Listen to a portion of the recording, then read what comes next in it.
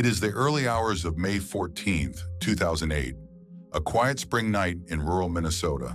The gravel roads are dark and empty, the vast fields stretching endlessly under a cold, starless sky. 19-year-old Brandon Swanson is behind the wheel of his Chevy Lumina, driving home from a night of small gatherings with friends.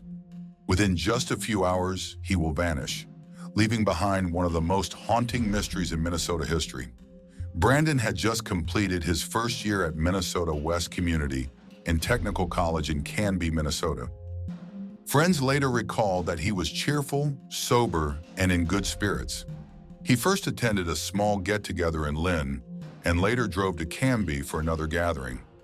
Sometime after midnight, Brandon left Canby and began the roughly 30-mile drive back to his hometown of Marshall. It was a familiar route. He had driven it before.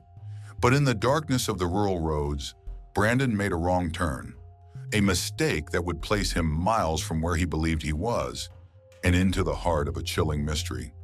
At some point after midnight, most sources place it between 1:30 and 2 a.m., Brandon's car veered off a gravel road and became stuck in a ditch. He wasn't injured and the car wasn't seriously damaged, but no matter how hard he tried, Brandon couldn't free it. Frustrated but calm, he pulled out his phone and called his parents. At 1:54 a.m., Brandon phoned his father, Brian. He explained that he had driven into a ditch near the town of Lynd, just a few miles from home. Relieved that he wasn't hurt, Brian and his wife Annette got into their pickup truck to find him. They stayed on the phone with their son, driving up and down the dark country roads. But strangely, they couldn't see his car anywhere. Brandon remained on the line with his father. He told him he could see lights in the distance, which he believed were from the town of Lynd. After some time, Brandon said he would start walking toward those lights and his father could pick him up there. So Brandon set out on foot, still talking with Brian as he walked through fields, along fences, and across gravel roads. For nearly 47 minutes, the call continued. Brandon described what he saw, but nothing matched where his parents were searching. Unbeknownst to all of them, Brandon was not near Lynd at all. His car would later be found nearly 25 miles away, outside of Taunton.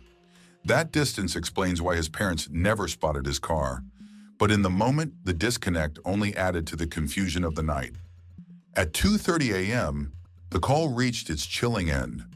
Brandon suddenly exclaimed, "Oh, shit!" There was a rustling sound, and then silence. The line went dead. His father tried to call back, again and again. Brandon never answered. He was gone. By morning, panic set in. The Swansons reported their son missing to the police around 6:30 a.m. At first, authorities treated the case with hesitation. After all, Brandon was 19, legally an adult. It wasn't unusual, they thought, for a young man to disappear briefly. But Brian and Annette insisted. They knew something was terribly wrong. The search for Brandon began that same day. It didn't take long to locate his car, but it was nowhere near where Brandon had told his parents he was. The Chevy Lumina sat stuck on the edge of a gravel road outside of Taunton, Minnesota, nearly 25 miles northwest of Lynd. The discovery raised troubling questions. If Brandon thought he was near Lynd, how did he end up in Taunton? And more importantly, where was he now? Hundreds of volunteers joined law enforcement in the days and weeks that followed. Bloodhounds picked up Brandon's scent from the car and traced it along a path leading through fields and toward the Yellow Medicine River. At the river's edge, the dogs lost the trail. This discovery led to one of the most enduring theories, that Brandon fell into the river and drowned. But extensive searches of the river, conducted repeatedly over the years, never recovered a body, clothing, or belongings. 17 years later, no trace of Brandon Swanson has ever been found, but theories remain. The most widely believed theory is that Brandon slipped into the Yellow Medicine River. His final words, "Oh shit," could have been his last moment of realization before falling. Yet the river has been searched many times with no results. Can a body truly remain hidden for nearly 2 decades? Temperatures that night hovered near freezing. Brandon, dressed lightly, could have succumbed to the cold after wandering for hours. Perhaps he collapsed in the fields, concealed by tall grass or uneven terrain. But years of searches across every season have turned up nothing, not even a shoe or a wallet. Some have speculated that Brandon may have encountered someone in those fields that night, but investigators have found no evidence of another person, no signs of struggle, no witnesses.